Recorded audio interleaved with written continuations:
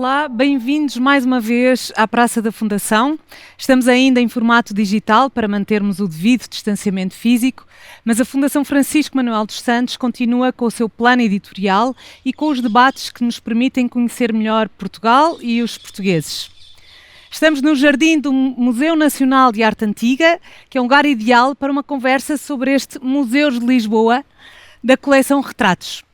O livro é da historiadora Covadonga Valdalizo e não é um objeto particularmente fácil de classificar, porque é mais difícil talvez dizer o que não é. Não é um roteiro, não é um guia, não é uma história dos museus de Lisboa. Covadonga, ajude-me aqui, como é que classificamos este livro? Diria que é uma tentativa de explicar como é que é para alguém que vive na cidade visitar os museus como residente na cidade e como é que se pode fazer com que os museus façam parte do cotidiano de um residente na cidade. Portanto, levar os museus para a nossa rotina e não deixá-los numa vitrine que só visitamos de vez em quando. Exatamente, sim.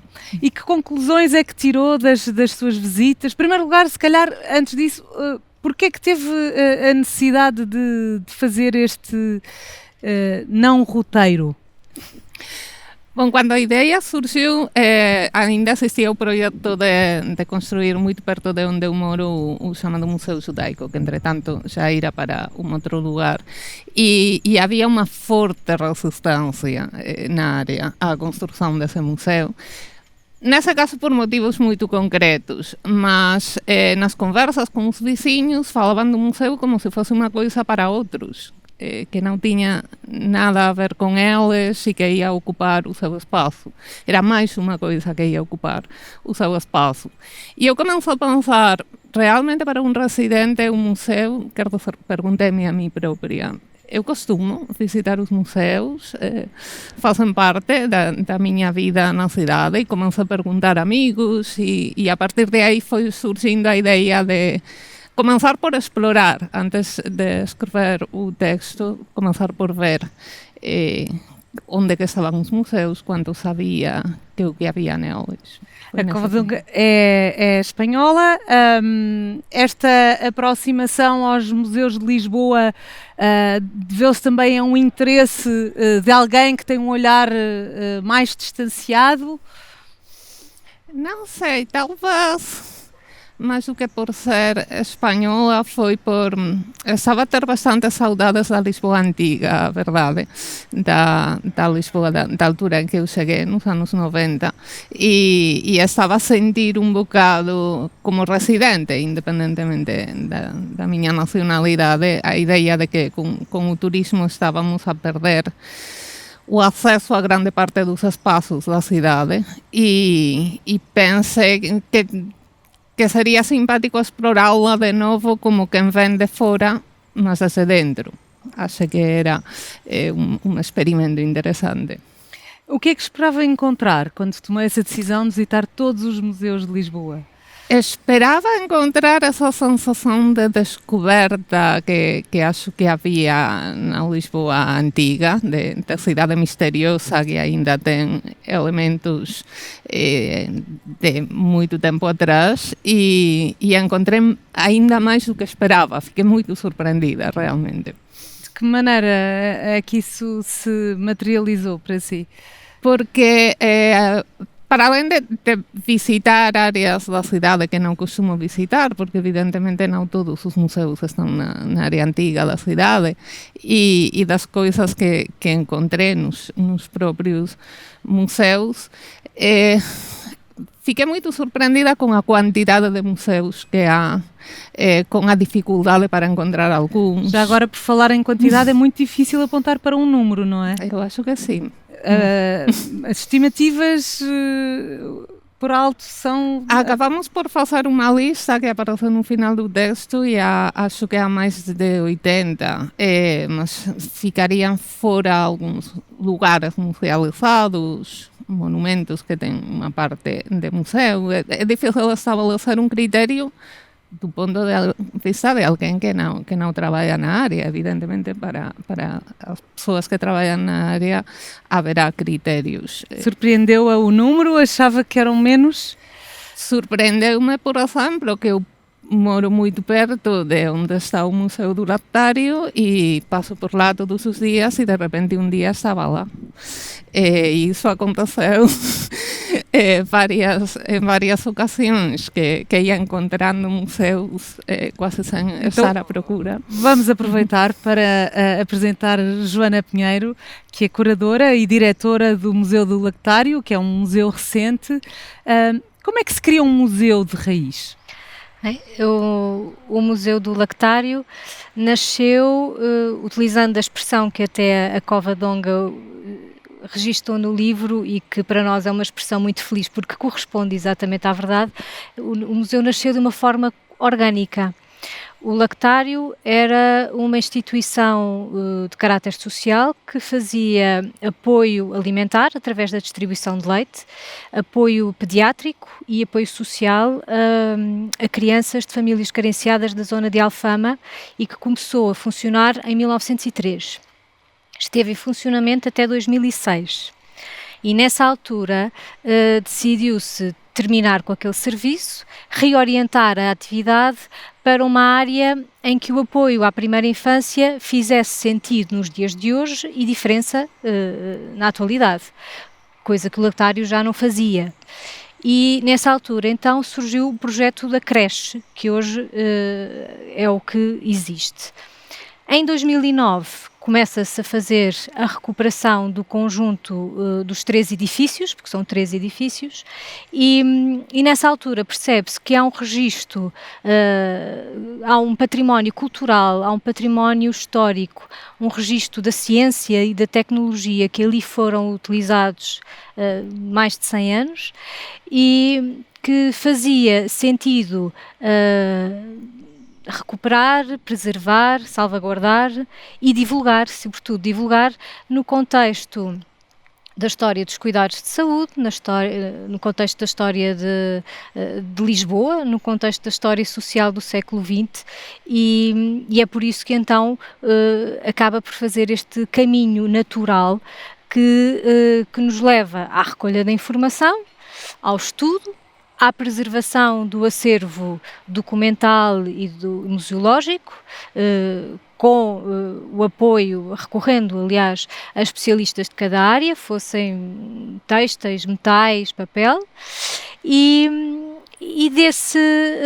do conhecimento que resulta desse estudo, nasce naturalmente um desenho expositivo do Museu do Lactário, no edifício onde ele funcionou. Portanto, que tem essa particularidade que nos permite ter uma noção integrada dos espaços funcionais à época, das atividades que ali se desenvolveram, da tecnologia. Portanto, acabou por ser, como mesmo a Covadonga frisou, um processo muito natural. Somos um museu muito recente, não sei se o mais recente de Lisboa, e digo Lisboa cidade, não área metropolitana, porque aí já houve mais, mas se calhar a Covadonga sabe que este é natural, quem tem um interesse que teve, que continue atenta a estes assuntos. No caso do Museu do Lactário, o objeto é um objeto social, não é um objeto artístico. Há muitos museus assim em Lisboa. Há bastante, sim. Falta apresentar a Emília Ferreira.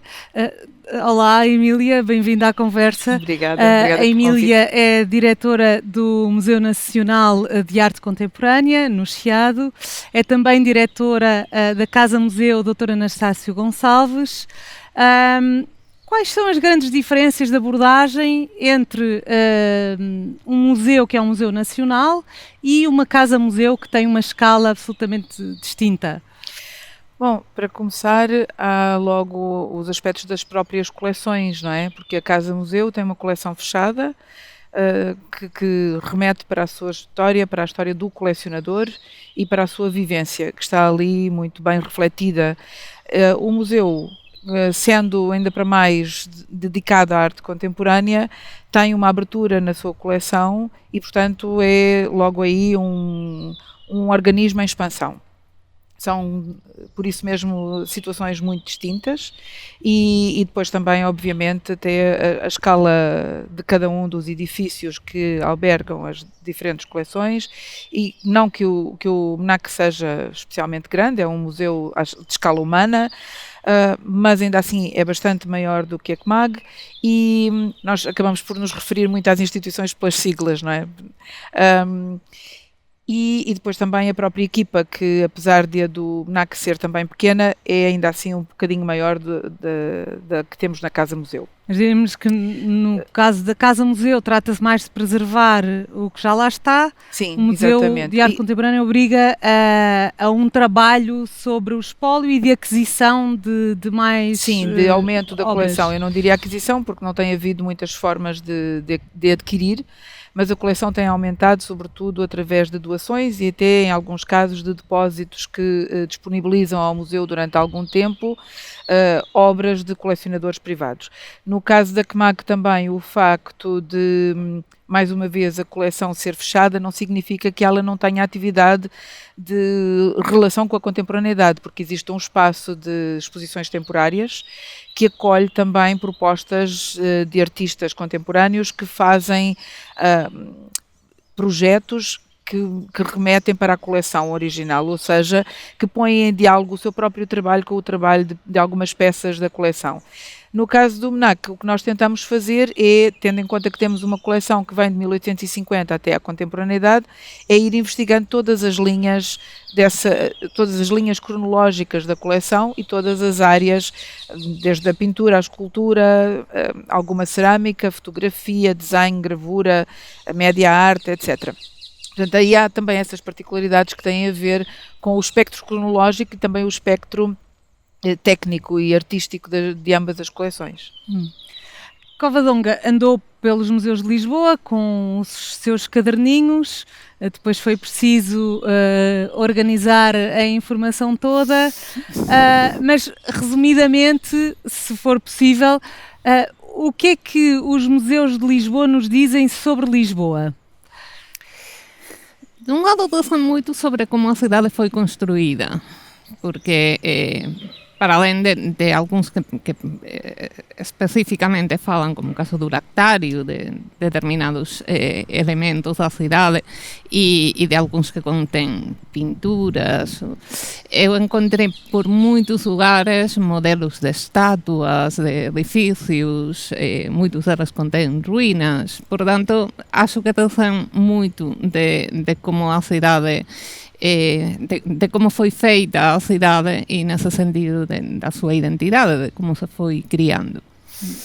E atualmente, enfim, para além dessas maquetes, poderemos dizer, daquilo que seria construído, o que é que no seu conjunto os museus nos dizem? Eu acho que falam de uma cidade que já passou por muitas fases e no caso de Lisboa sempre há a grande temática do terremoto, não é? Há uma anterior e uma posterior. Acho que falam bastante de todo esse processo que imagino que acompanha qualquer cidade, mas parece-me que em muitos dos museus de Lisboa, claro que não em todos, está bastante presente. Mas será uma cidade aberta, cosmopolita ou mais fechada sobre si própria? Conseguimos tirar estas conclusões? Eu acho que aí há um debate aberto, pelo menos na altura em que eu visitei os museus, havia várias exposições viradas para, não sei se se lembram, imagino que sim, há 2 anos. Havia várias exposições a falar dessa ideia de que são os lisboetas, como é que integrar o passado africano. Já vamos também falar sobre isso, sobre essas questões de identidade. Quando é que Lisboa começou a dar mais atenção aos museus e a criar mais museus? E que museus é que eram esses, os primeiros museus de Lisboa? os que eu fui consultar guias antigos e documentação dos séculos XVIII, XIX e o que encontrei foi que, se não estou enganada, os museus que ainda existem, que existiam no início, digamos, quando começaram a existir museus, seriam o da Academia das Ciências, o Museu Militar, o Museu de Arte Antiga, as coleções têm origem anterior.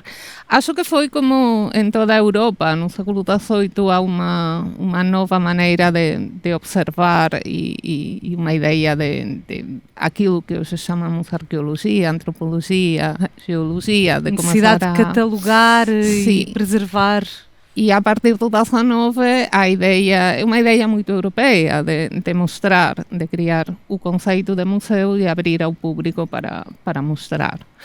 Portanto, acho que seria a evolução normal de todas as capitais europeias e, no caso de Lisboa, penso que o atual Museu da Academia das Ciências, em parte o Museu da Universidade, que também tem parte dessas coleções, o Museu Militar é realmente muito antigo. Há alguns que mantiveram mais ou menos esse percurso. Emília, há um desinvestimento, enfim, na cultura em geral, nos museus em particular. Uma investigação do Público recente referia que vários museus estão em risco, inclusive as próprias obras dos museus, incluindo aqui no Museu Nacional da Arte Antiga. Falamos de falta de manutenção dos sistemas de ar-condicionado, infiltrações nas paredes e nas calhas de iluminação, videovigilância com falhas e uma dramática falta de recursos humanos. É verdade. O que é que tem a dizer sobre este desinvestimento? Tenho a dizer que é verdade, absolutamente.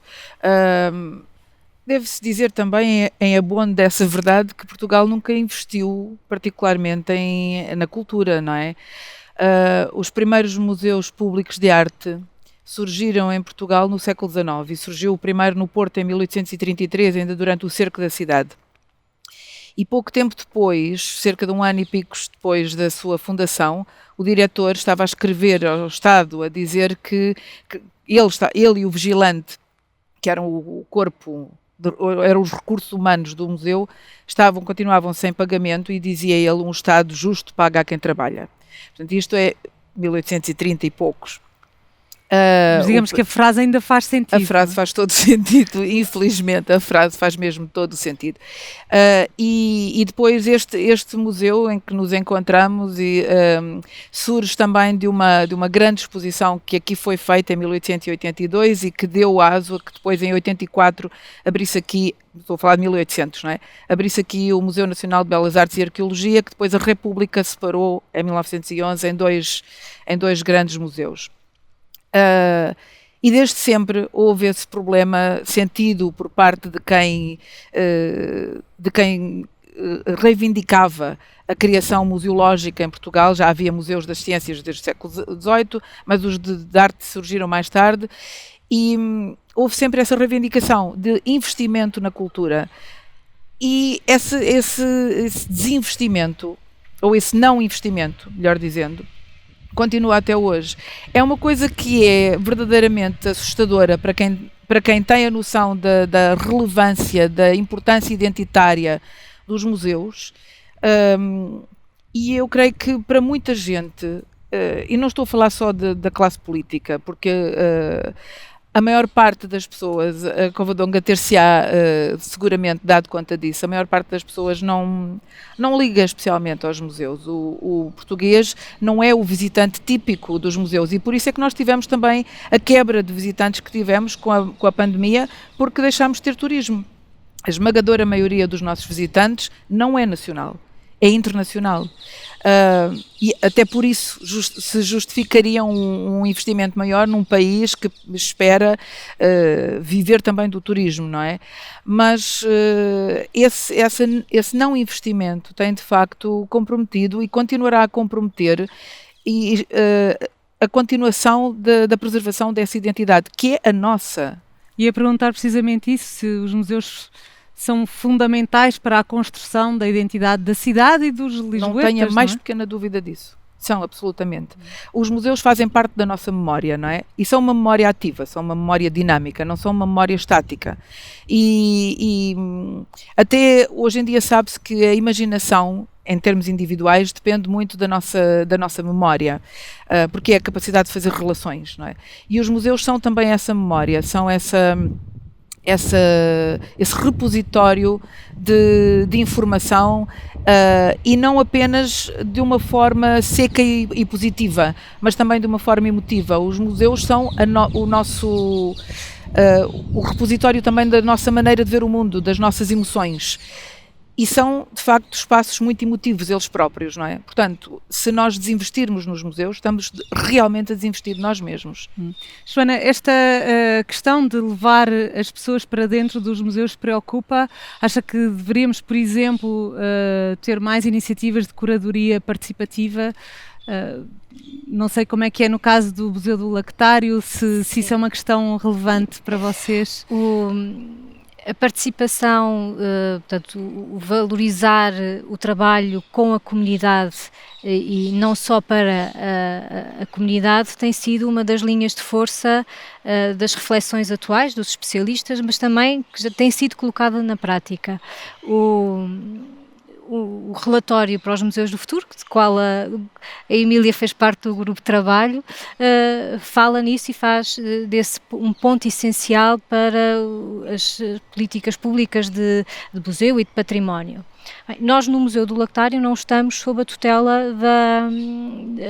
pública, porque somos uma entidade privada. No entanto, acompanhamos de perto estas reflexões porque dizem-nos respeito, é o nosso mundo onde estamos inseridos, interessa-nos perceber que tipo de desafios existem, que tipos de problemas, muitos deles comuns, outros não. E portanto também estamos sempre atentos a querer para encontrar as respostas. Exatamente, tentar perspectivar medidas que a nós também nos façam sentido para a valorização do nosso espaço museológico. Eu gostava de fazer só aqui um pequeno à parte, que é na altura da musealização da nossa coleção, houve uma colaboração por parte da comunidade de pessoas que vivenciaram aquele espaço do Lactário para a identificação do acervo, para relatar uma quantidade de experiências. Portanto, houve uma participação da comunidade nesse processo e que nos permitiu valorizar e salvaguardar o espólio, que é hoje o espólio do Lactário.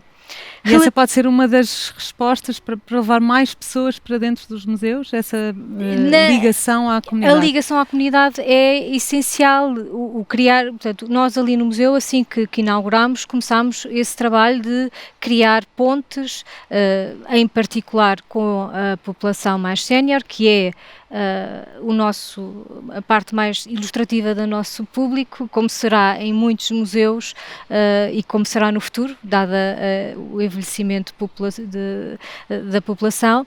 Mas ao contrário, por exemplo, do que a Emília falava, nós temos visitantes, quase todos eles nacionais. Estrangeiros se tivemos 10, desde 2019 até agora, e estamos a falar, claro, quando eu falo de março de 2019, que foi quando abrimos portas, até agora, não é este tempo cronológico todo, não é? Porque 2020 e 2021 houve uma altura que teve encerrado. Portanto, criar estas pontes com a população sénior, a comunidade sénior, sem dúvida, e nós notamos o retorno. Agora estamos também a tentar, começámos logo na altura com a comunidade escolar, através do programa do Passaporte Escolar, que é um programa camarário, que é bastante interessante e que agora está a sofrer umas alterações e que, portanto, que nos obrigou, claro, a fazer uma adaptação dos nossos recursos, da visita e aliar aos programas curriculares. Portanto, estabelece uma relação entre as escolas e os museus. E o museu, portanto, um bocadinho a educação formal e a educação informal, portanto, é essencial para garantir acessibilidade e E estamos agora, desde este reinício em 2021, novamente a reforçar essas linhas de estratégia com novas parcerias, porque é essa forma de que conseguimos, de facto, alcançar mais público e outras pessoas. Depois, claro, a parte de comunicação, que não é fácil, a comunicação não é fácil. A Covadonga dizia, o Museu do Lactário de repente estava lá e passava por ali todos os dias. De facto, nós abrimos em março de 2019, mas o lettering do Museu do Lactário já lá existia. Portanto, ninguém deu pela ninguém mudança. deu por ele estar ali. E até é um edifício bastante característico, é o único edifício em tijolo que agora existe ali. Já existe, noutra altura era só mais um entre muitos, mas agora é o único. Junto ao rio. Junto ao rio. E de facto, portanto, a comunicação também é essencial. São as linhas de força que é comum. Sim, aos museus. Posso fazer aqui Com um certeza, comentário? Claro. A questão da comunicação de facto é essencial. Há muita gente também que passa na rua Serpa Pinto, por exemplo, e de repente olha para o lado e diz, isto é um museu, que é um bocadinho triste, não é? E por isso mesmo também inauguramos agora no dia 18 de maio não só o restauro da fachada da Rua Capelo, mas uma intervenção artística nessa mesma fachada que explicite claramente que por trás daqueles muros que fazem parte ainda da construção do antigo convento de São Francisco da cidade, existe ali qualquer coisa que não é conventual e que é de facto artística, portanto para fazer uma espécie não só de prova de vida, mas uma chamada, levar a arte à rua e uma chamada para o bairro e para a cidade de que nós estamos ali. Já agora, como é que vocês resolvem essa questão de relação com a comunidade? Que trabalhos é que fazem para estabelecer essa relação? Bom, nós temos um serviço educativo que começou em 94, mas que por questões também de doença da coordenadora esteve parado durante 2 anos e pouco, o que significou que durante esse período quem coordenou o serviço educativo de uma forma muito rudimentar fui eu, trabalhando apenas com o público adulto, porque eu não tenho instrumentos para trabalhar com o público mais jovem, que ao contrário do que muito boa gente pensa, não é nada fácil, é mesmo muito complexo e, portanto, requer ferramentas e capacidades muito específicas que eu não tenho. Agora temos uma pessoa novamente no serviço educativo, mas é preciso recomeçar todo esse trabalho. Nós tínhamos um trabalho de continuidade com a comunidade e agora estamos a tentar recuperá-lo, aproximando-nos também da Junta de Freguesia, porque a nossa freguesia é muito grande e é muito diversa, o que é muito interessante para nós. Estamos a começar também uma relação com o Alto Comissariado para as Migrações, que nos irá facultar também contactos com associações de migrantes e de imigrantes. Porque nós queremos que essas pessoas usem o museu também, não é? Que o sintam como seu. E, portanto, são pequenos passos, mas para tudo isso são precisos recursos humanos que são muito complicados de conseguir. E, por outro lado, em termos ainda da comunicação, a comunicação nos museus em Portugal está pouco profissionalizada. E é uma comunicação muito particular, porque exige a capacidade de comunicar o que está nas coleções, a maneira como elas se pretendem dar a ver, e estamos a falar de emoções, estamos a falar de arte, não é? Não é uma comunicação, não deve ser uma comunicação seca, meramente racional e meramente informativa, tem de ser apelativa a diversos níveis, para que as pessoas não continuem a passar pelos edifícios e a descobri-los por acaso e, portanto, a não usufruir de um património que é seu e que está a ser preservado para elas, não é? Estamos a falar de arte, mas às vezes também falamos sobre um olhar crítico sobre o passado. Os museus têm este duplo papel, ou alguns museus, por um lado a preservação, o estudo e a exposição das obras, por outro, também permitir esta reflexão e este diálogo mais crítico. Estas geram-se tensões nestes dois papéis? O que é que encontrou nos museus que visitou em relação a isto? Eu acho que na altura em que eu fiz as visitas havia tensões não apenas nos museus e continuaram nos últimos anos. Houve várias tensões em relação a se o passado deve ser preservado ou deve haver um discurso presente. Aí, mais do que a minha função como visitante dos museus, que eu não sou mais do que isso, entra a minha formação como historiadora. E se falamos de um discurso crítico, devemos pensar, acho eu, num discurso desde o presente, de um ponto de vista crítico, não em criticar o passado, claro, que é o que se costuma fazer. Exatamente. E acho que colocar esses limites, se já são muito difíceis na academia, entre a população, são a ser ainda mais difíceis. Complicados. Acho que sim, que em todos os sentidos é muito difícil explicar a uma pessoa que essa peça faz parte de um contexto e que esse contexto deve ser compreendido e ao mesmo tempo explicar que não é o atual. E acho que há muitas sensibilidades aí que podem ser tocadas porque há uma tensão real na sociedade. Não é que os museus vão, ou qualquer outro elemento, ou uma estátua vai criar tensões. É que a tensão está aí e acho eu que de alguma maneira... Concordo absolutamente. O museu materializa as tensões.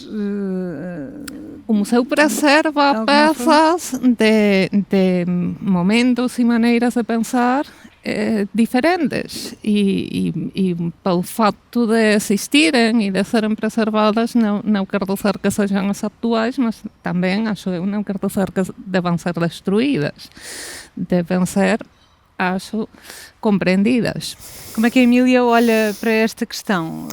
Eu olho para esta questão um pouco como quando nós abrimos uma obra literária que tem 300, 400, 2000 anos e nós percebemos que estamos a viajar no tempo, não é?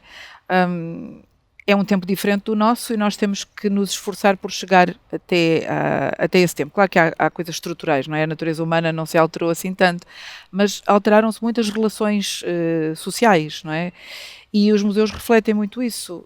Nós agora, por exemplo, durante o confinamento fizemos uma atividade online, que foi o Fungagá das Artes, que conseguiu chegar a muita gente. Era uma atividade que começou com um princípio muito singelo, que era de pôr as pessoas a desenhar miúdos e graúdos, com técnicas simples que pudessem ser usadas por qualquer pessoa, mesmo aquelas que acham que não conseguem mesmo desenhar nada.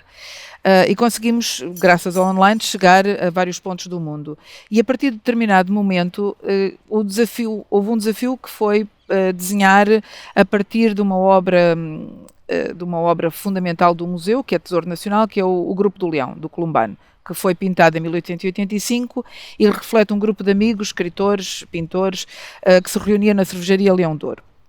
E lançou-se o repto de toda a gente desenhar aquela obra como entendessem, de uma forma o mais mimética possível ou o mais expressiva, ou como entendessem com outras pessoas. Quem é que hoje representariam ali, uma vez que é uma evidência, só lá estão homens, e só lá estão homens brancos, não é? Portanto, quem é que se representaria hoje ali? E o repto foi, precisamente, representar quem entendessem. Podiam ser jovens, adultos, velhos, homens, mulheres, podiam ser pessoas de várias origens geográficas, religiosas, e podiam até ser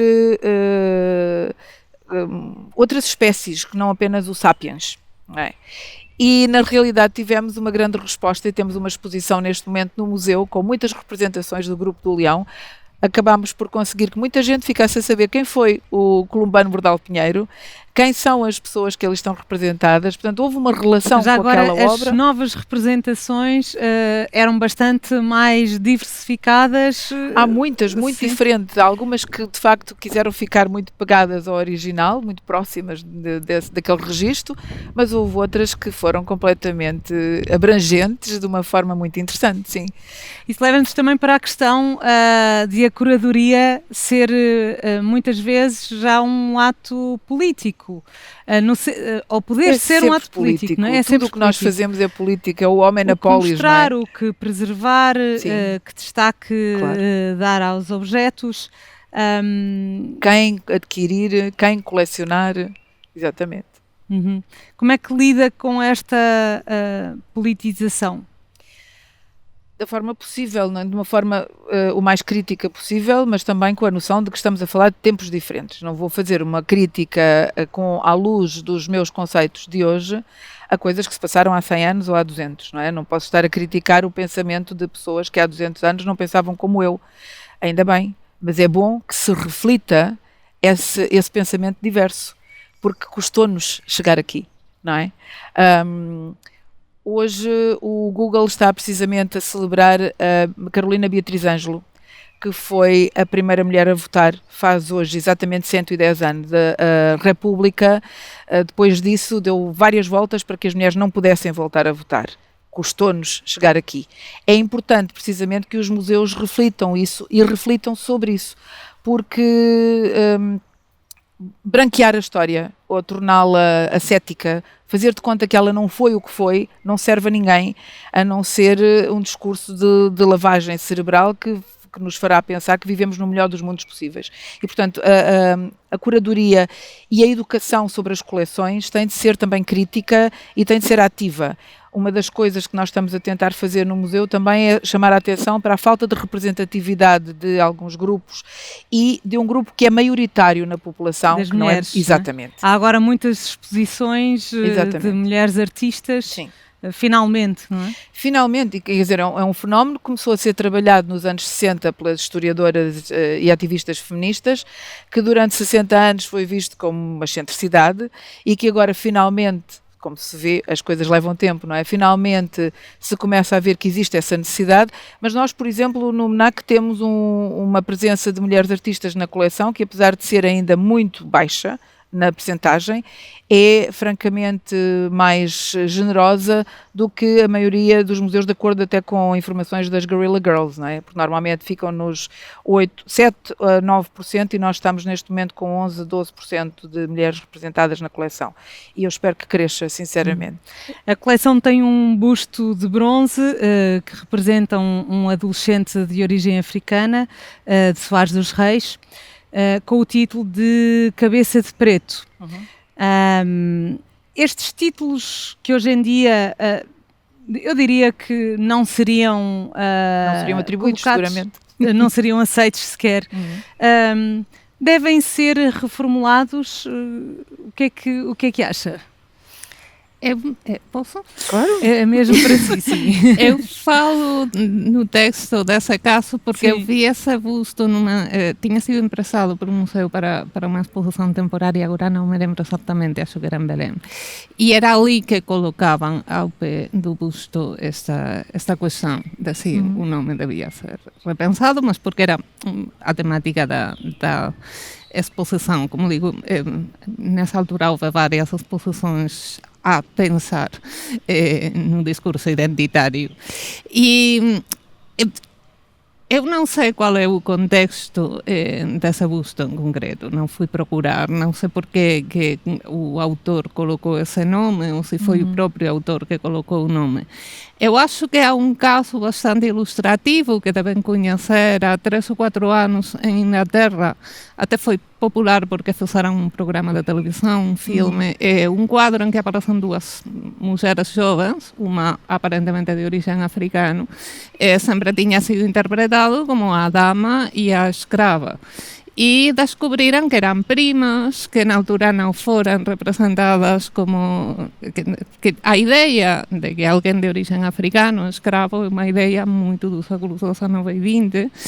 E é claro que isto veio nesse processo de revisão da história britânica e da presença africana nas Ilhas Britânicas, mas...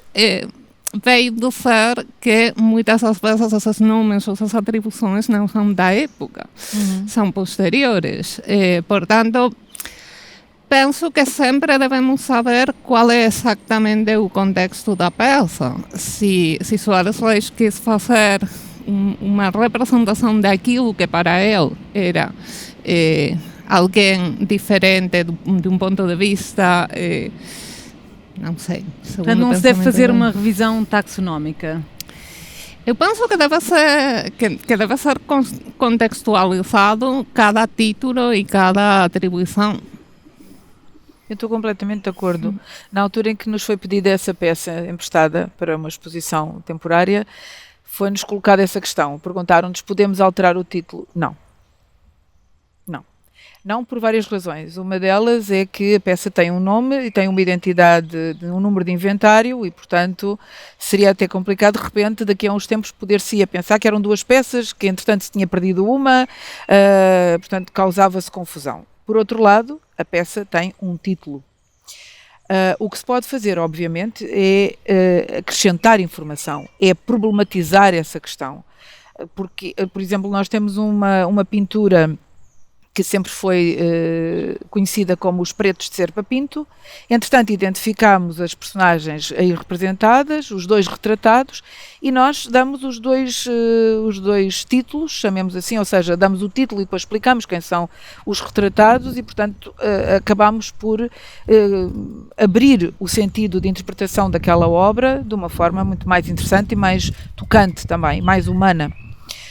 E creio que é isso que é importante fazer, porque lá está, nós estamos a falar de um tempo que não é o nosso. Estamos a falar de um tempo que considerava legítimo haver pessoas que eram escravizadas. E convenhamos que ainda hoje há escravatura, não é? Disfarçada, mas ainda hoje há escravatura. Ainda hoje há tráfico de pessoas.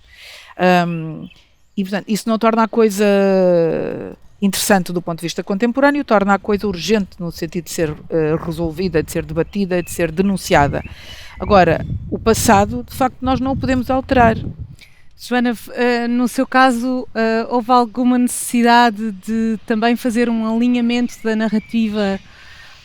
No caso do Museu do Lactário, estamos a falar de um passado do século XX, portanto é um passado relativamente recente. É óbvio que isso não quer dizer que não existam diferenças, porque existem diferenças mentais, sociais, culturais. Portanto, o que nós ali no museu também temos uma particularidade, que é o edifício tem outra função ativa além do museu. Portanto, ele é a sede da Fundação Abuin-Santo Lemos e, portanto, o discurso que foi criado com os objetos é modelar e acompanha esta função que o edifício hoje tem. Não quer dizer que depois não se olhe um dia para os objetos e para o espaço de outra forma. Agora, a nível de discurso contemporâneo, ele é feito na visita, como estamos aqui a falar, é uma contextualização, é um enquadramento que convida a refletir sobre o passado, mas que não o julga, não é? Portanto... Covadonga, no livro Viagem a Portugal, o José Saramago referiu ter a sensação de entrar desamparado e sair perdido em relação a vários museus de Lisboa. Cita isso no seu livro. Teve a mesma sensação? Eu tive porque é um bocado como saiu do cinema. Os museus contam uma história e uma pessoa sai e está de repente na sua vida de novo. Mas eu achei muito engraçado essa passagem da viagem, porque pensa que Saramago não, que é uma criação literária realmente. Fala de peças que não estavam expostas, o percurso que faz é quase impossível. Gostei muito, por isso acabei por falar dela no texto, porque acho que é uma entrada dos museus na literatura muito literária, realmente. Pergunto às 3, afinal, o que é um museu? Bem, o museu é tudo isto que estivemos a falar e muito mais. É um conceito em redefinição. Não é uma instituição estática, não é? Portanto, ela cria diálogos com a sociedade, com o tempo em que se insere, e o museu de hoje não é um museu igual há 100 anos nem há 50, e, portanto, olha, se tivesse que definir museu numa frase, diria que é um espaço criador de laços. Eu concordo. Eu daria o título de uma exposição que fizemos, de uma das visões da coleção que nós fizemos em 18 e que foi precisamente Razões e Emoções. É um espaço de muitas razões, há muitas razões para se criar, para se escolher obras, para se expor, etc. E há sobretudo muitas emoções no meio disso tudo. É um espaço fundamentalmente emotivo. até porque lida com arte, e a arte normalmente é uma expressão que não usa tanto, não estou a falar da arte literária, não é? Estou a falar de artes visuais aqui, que não usa a palavra, e portanto é um domínio diferente da expressão de emoções que nós normalmente não conseguimos definir claramente com o logos, e portanto é de facto um espaço de emoções. Covadonga, quer acrescentar? Eu vou acrescentar uma coisa muito subjetiva. Eu acho que É sempre subjetivo, não é? Eu acho que os museus são lugares pouco conhecidos pelos residentes na cidade e pouco visitados, e que estão aí para fazer a cidade maior. Realmente, hoje estamos num espaço que mostra como fantásticos lugares que estão aí para serem visitados e que acho que deveriam fazer parte das nossas vidas. Muito bem, obrigada por terem vindo. Obrigada. De facto, os museus alargam as fronteiras da cidade e, portanto, há que visitá-los, não só os de Lisboa, como os do resto do país. Amanhã, dia 8, vamos olhar para as novas formas de masculinidade que estão a marcar o século XXI. É sobre isso que fala o livro Os Homens Também Choram. Portanto, marcamos encontro aqui na Praça da Fundação.